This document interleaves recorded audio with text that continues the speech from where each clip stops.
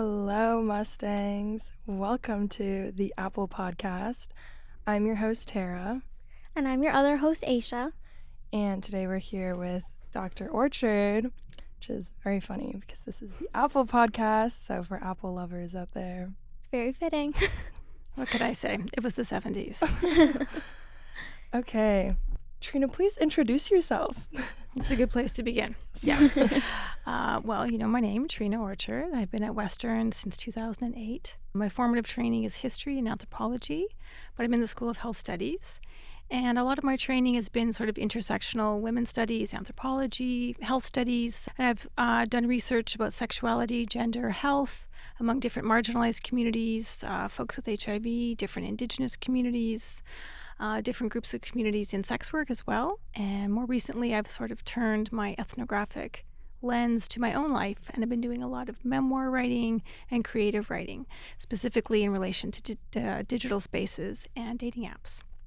Let's go into the dating apps one. Let's. No, because I know you're working on, or you've finished working on the book, and it's on the way to be published right now, Sticky, Sexy, Sad. Yes, so it's Sticky, Sexy, Sad, Swipe Culture, and the Darker Side of Dating Apps. Yes, and now it's sort of in this sort of long process en route to publication, and it comes out in April, at the end of April, and there's going to be an audio form, and it'll be available wherever you buy your books. And it sort of originated with my first experience using a dating app in 2017. And I'm not a digital or technical person still to this day. And I began swiping, and it was just a very foreign space, confusing. I hadn't dated for a while, and as a sort of relatively newly sober person, it was a challenge to think about, how am I going to meet people? I'm ready. I feel in a good space. This is where everyone apparently is meeting people. So I took the plunge and I began using Bumble. And I thought, of course, that would be a natural choice for me as a feminist, using a feminist dating app. In quotations, feminist. It didn't really feel all that feminist. And that's one of the chapters. I explore that in the book. But as soon as I began swiping, and it's not only confusing, but I knew that as someone who's very new to this kind of technology, that I would be really extra alert to some of the things that I think a lot of us take for granted when we're swiping.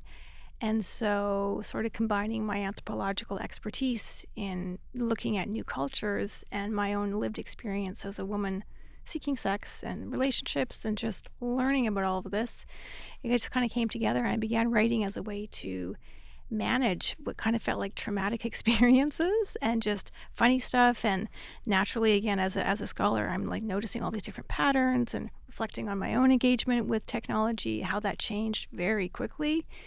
And I just began writing, and so that sort of is the origin of the book. Really amazing just to see, like, it's evident you have like a very diverse background through your education, who you've worked with, the kind of groups. Is there like specific audience that you're hoping this book will get to? Yeah, that's a great question. And for this book, there are multiple audiences, and that's kind of what I like about the way I write as well as the content, because it's focused on, primarily hetero, white, cis experiences. But the more I talk to such a diverse array of people, I'm realizing that a lot of us have experiences that are quite similar. And that is interesting because that tells us that it's about the technology, right? And so unpacking the design-related issues is one of the things I explore in the book. But yeah, no, it's really exciting. And I think in terms of a primary audience would be, your generation in a way. Obviously, Gen Xers like myself. I'm born in 1972, proud of it. But, I teach your age, speaking with people who have never used a dating app. They're always curious because we're always interested in sex. We're always interested in relationships. And there's so much changing in this environment. A lot of people are sick of dating apps. So it's a pretty interesting time to be thinking and reflecting on them.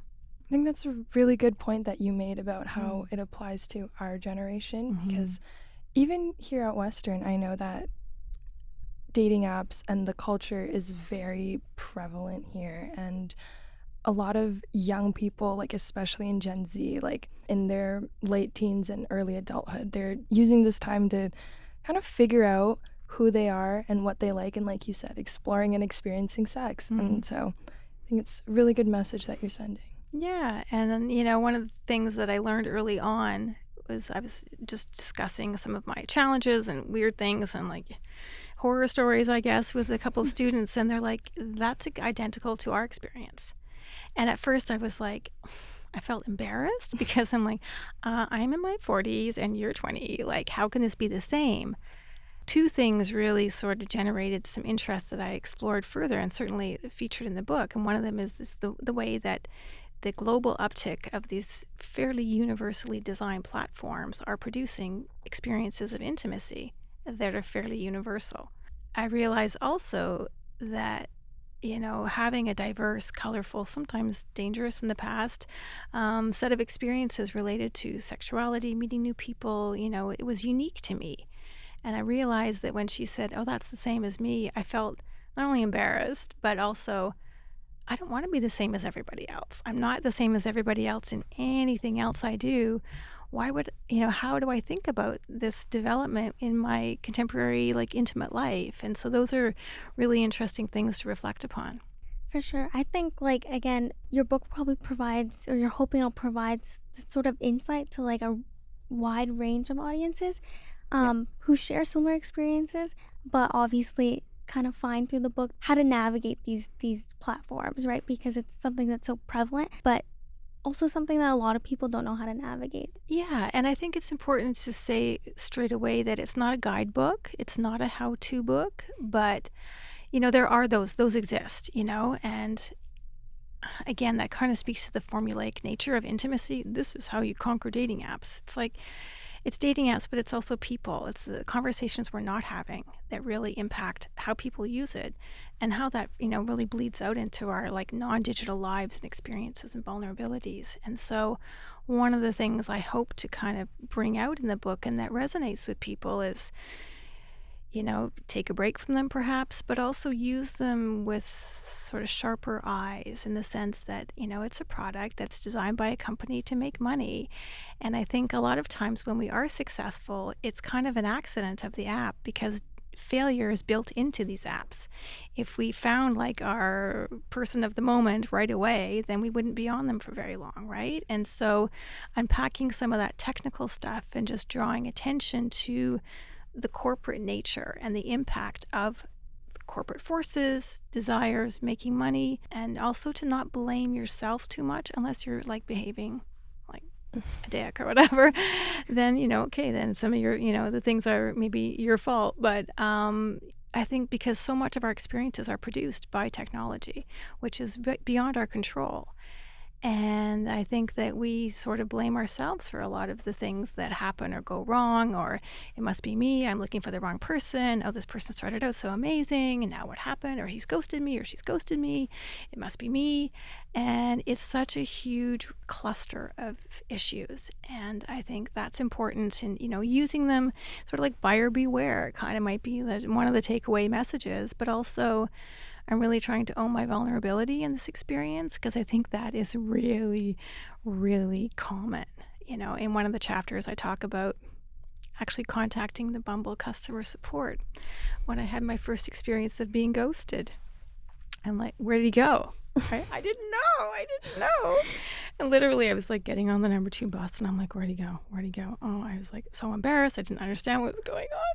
And I emailed the Bumble customers, and God bless them. God bless them. They're like, maybe just check your settings. Maybe just refresh something. It was like, oh no, dude is gone, right? Oh, God. I know. Yes, I know. There are people who contact the dating app customers support. Yeah. This is how naive I was, right? But like the book is sticky, it's sexy, it's sad, but I try to make sure it's also funny, right? Because the vulnerability piece is important in terms of just our emotional development and that resonance, but it's also like it's important to laugh too, right? Because we all mess up and we all have like strange experiences, right? That's another thing that we have in common about this. What I really like about that is you're so real in the book and you're so authentic.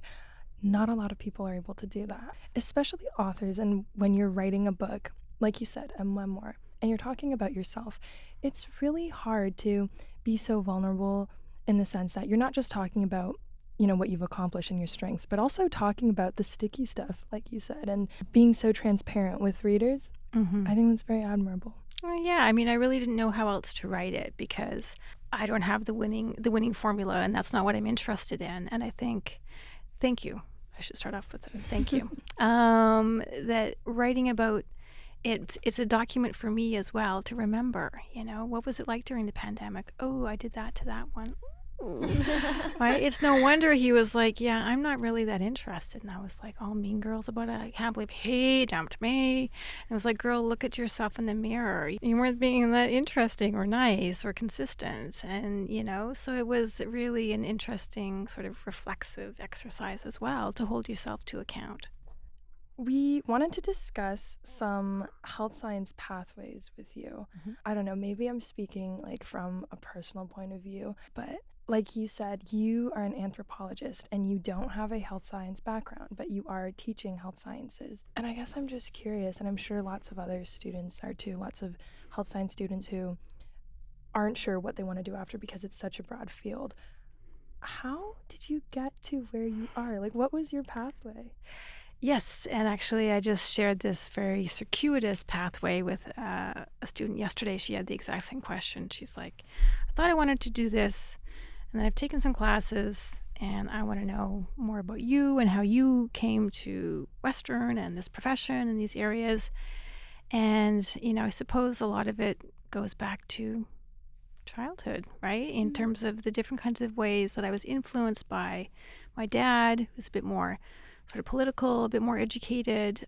He was a teacher for 1 year, and then he sort of left the education system. He felt like this system really wasn't all that supportive to students, but he continued to teach different kinds of people. So he taught women, Indigenous folks, and also people who just recently coming out of like correctional facilities about how to take care of their own vehicles, right? Which is like such a, having a car is expensive.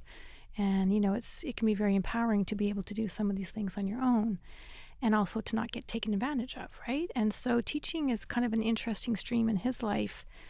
And then sort of connections with my stepmom, who really was a huge influence and still is very much a hardcore feminist in the sense, sort of burning bras in the 70s, like very anti-establishment.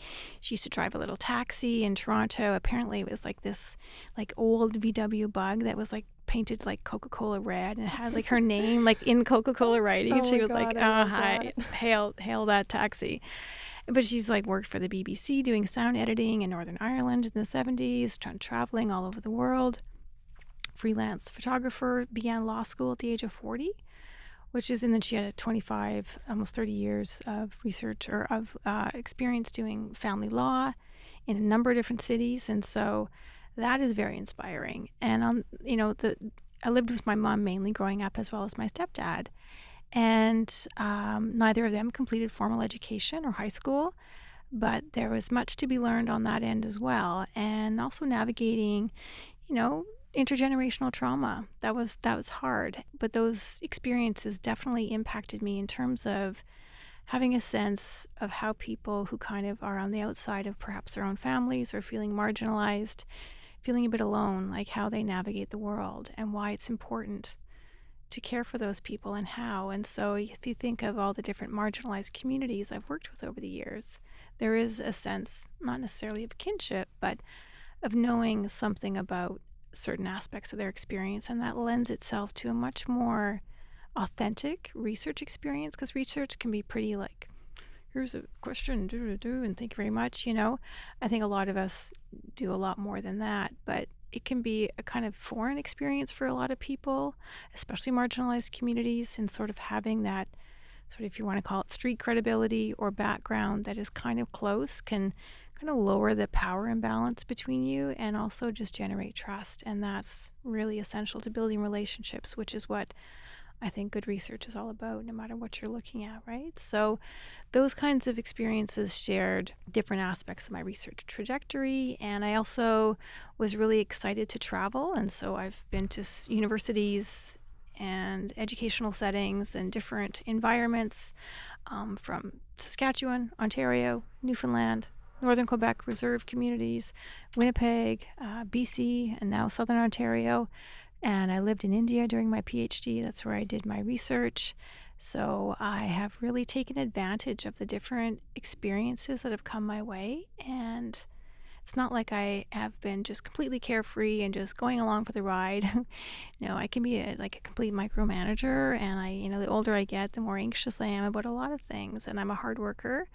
School, in a lot of ways, sort of saved my life. And meeting certain professors that saw something special in me when I wasn't really feeling that in any other aspect of my life, totally transformative.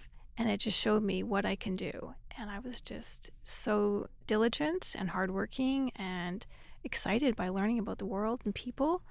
I mean, God, we're so interesting. Even people who might look like boring, you never know what is, they might just be the most interesting person. We all have so many stories. And I think having the pleasure and having, the special opportunity to be able to learn about stories from people who don't get asked very much is, I think, one of the most beautiful things. And a lot of the projects I've worked on have been impacted by the people who design them, right? Sometimes I'm just a coordinator.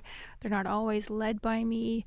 I've been a part of a lot of different projects that I would have never designed myself, but my expertise with gender, sexuality, women, qualitative work, arts-based research has brought me into a whole range of things. And so that's quite exciting. And also, with the dating app piece is, thinking about leaning into my own experiences and wanting to move away from some of the more formal kinds of research things, which is a decision I made after I got tenure. So it wasn't, again, just a decision I happened to come upon. It was working from a strengths-based position. You've got tenure and you've been promoted to a certain degree, you have security. And I, have a fairly strong reputation as a researcher, an advocate, feminist, etc. So I really wanted to take a chance on myself.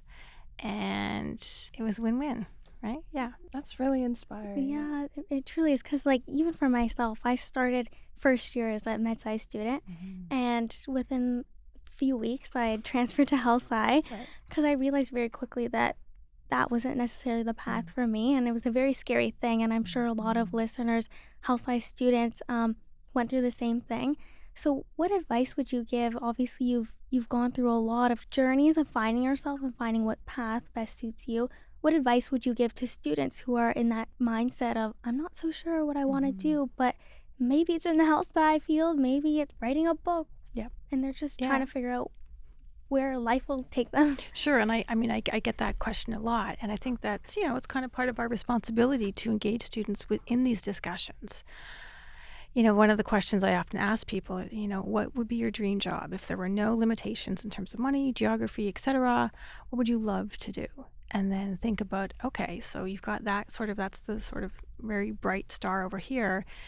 What are some ways that you can think about building your strength set to make you closer to that goal, whether it's, looking for research opportunities, whether it's switching your program, right? Getting to know your academic advisors, no matter what department you're in, or school or faculty, they are the ones who really know you in a way that a lot of profs don't, right? And they're trained to help you navigate some of those decisions about what stream to be in, where you might be more inspired, how to combine the experiences that you think you want, or, that kind of thing. So I think a huge shout out to academic advisors everywhere. Their jobs are so important and they often don't get the credit that they deserve. And I also think that trusting yourself and your own interests and giving yourself a little bit of breathing room, which can be like, where am I going to find that, right? I mean, there's so much pressure. There's a lot of competition, global economics, a lot of things are changing that make deciding what you want to do really important. But sometimes when you make a decision based on maybe fear or anxiety or uncertainty or what parents want or what your friends are doing, you might not achieve it, right? Because it's not really yours. And I think also volunteering at different spaces that you're interested in is a great way to become familiar with sort of the inner workings of whether it's research, community dynamics, policy-related spheres, ethical issues, community-based organizations. Experiential learning is a huge asset, and I think we've got lots of cool opportunities for that here, and certainly within the faculty and the School of Health Studies. You've got interns, you've got practicums, you've also got independent studies, which are great for folks who are interested in grad school. It kind of gives you a sense of, okay, this is what independent research feels like. And that can be scary because the transition from undergrad to your first graduate degree is by far, that's the biggest jump. Last year I was an undergrad and now I'm not, and it feels very different, and that is normal, right? But if you kind of like do some of those experiential pieces as well as talk with your professors, I know it can be intimidating, and some of us are not as open to having these kinds of chats. This is true. But when you show an interest in who they are as a person, not just like, do you have a research opportunity for me, but also asking questions like you're asking me, that can kind of make people feel a bit more relaxed and sort of more inclined to open and chat, and things might come up in the course of that research that it's like, oh, maybe that's something that I want to pursue. So again, sort of different people's stories really hold a lot of clues to some things that you might want to pursue, and looking at what other graduates of the different programs that you're interested in, like, where are they now, what kinds of things are they doing. So those are just some things to think about. Thank you. Thank you for that. One of the questions that we were planning on asking you actually was, how would a health sci student, or any student for that matter, anyone watching this podcast, listening to this, how would they get involved with a research opportunity? Like, how would they approach something like this? But I really think you kind of answer that in the sense that make the people that are in charge not feel like just gateway into the research and more like actual people, because like you said, that's what you guys are.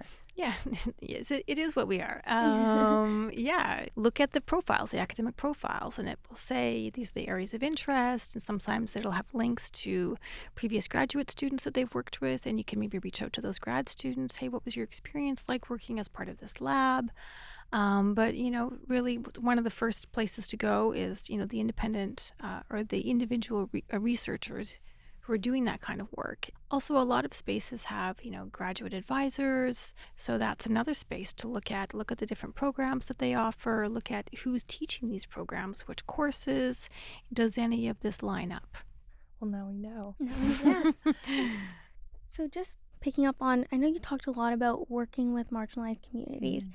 How has your role as a lecturer, as a professor, how have you taken more of a holistic approach in what you're teaching and how you teach it and how you go about that to make a more inclusive space in a university setting where that may be harder to do?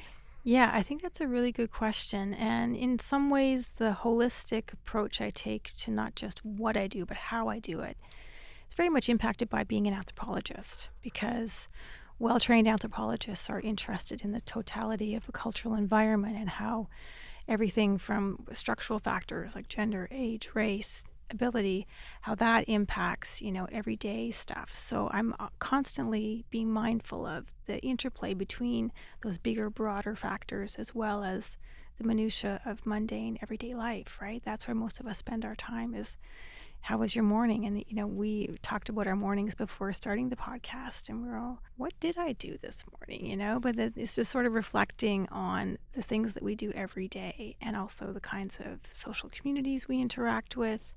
As someone who is, I guess you could say, an ally and a member of different marginalized communities, for me, it just is second nature to be inclusive. I'm not saying that the way that people do inclusivity is always the same, because it can look very, very different depending on who you are, what your different communities are, what kinds of resources you have access to. But I think that even just talking about inclusivity and really advocating for it, especially in a space that you could say is kind of a colonial space, right? Universities, a lot of educational spaces. Yeah, the university is making strides to, impact a lot of different things and make it more welcoming and make it more diverse. And it certainly has become more diverse since I have been, here since 2008. But we do have a long way to go, and there sometimes is resistance to it, or sometimes there's lip service to it. And then it's like, what actually feels different here? Sometimes not very much. I think, really being political and owning the things that I care about and talking about them with my students, with my colleagues in the same way. I'm not someone else in a boardroom meeting. I'm the same person that I am with you, that I am in, the union meetings. When I teach my classes, I am myself. I think that that is really important in terms of generating a sense of authenticity and also trust in what I do, in the sense that, okay, no, I think she does really walk the walk. She doesn't just say it and then just actually not do it in real life. So those kinds of things, they come naturally, but they're also work, and they can come with resistance. They can come with people snickering behind my back. They can come with, all sorts of behaviors that can sometimes emerge when you say stuff that other people don't have the courage to say. I don't need to be friends with everyone. I just don't. That's not, life's too short, and I have to use my privilege, and I'm going to use my voice. And that is part of the joy of what I do, but also the work, and it's sort of that ethic that undergirds a lot of what I do. Yes, period. That was so well said. Yeah. I try. I really love how you stick to your morals. You know what your morals and your values are, and you advocate for that, and you live by that. Maybe it's because I'm still 18. Maybe it's because I'm still figuring my shit out. I know that a lot of other people my age are as well, but when I do my self-reflection, I find that I do spend a lot of time thinking, okay, what are my values? What do I want to voice for, and what do I want to advocate for? And how do you figure that out? Because the reason I ask is because, the way that you guys are growing up and the environments that you're in, I feel like it must be a lot to navigate. I find it a lot to navigate as someone who's turning 51 next Wednesday. Just FYI, my birthday is next Wednesday. But navigating society, media, etc., as a young person, I think must be very, very challenging. For a class the other day, so off topic, for a class the other day, I literally wrote, I was talking about the differences between millennials and Gen Z, and one of the main ones, and it's not just millennials, any older generation in Gen Z, and I found that one of the major differences is that Gen Z, we were born into a time where technology and the media and just the internet has been around, and I think we've grown really accustomed to it, but it's definitely a lot.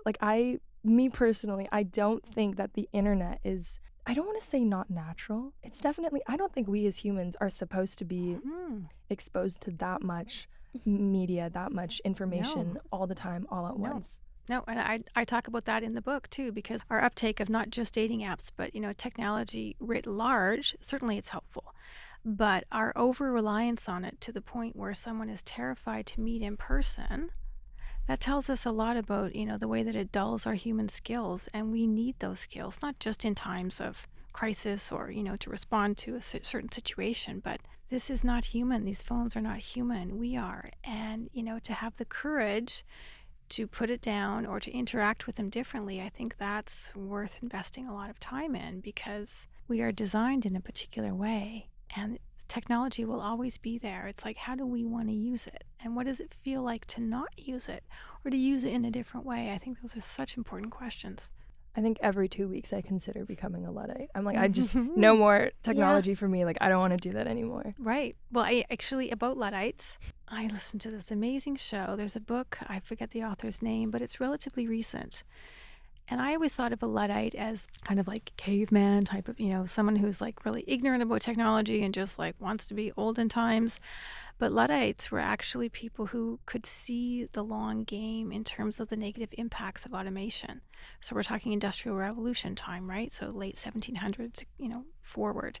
And they could see it was putting out of work a lot of these families who were, textile makers, and their families, and different kinds of communities who have always had a really important role in different kinds of product development, but also seeing all the injuries respective to the role of children who were often forced, to fix the machines and run them because they were so small, and the impact it was having on children and the health, all the pollution in the community.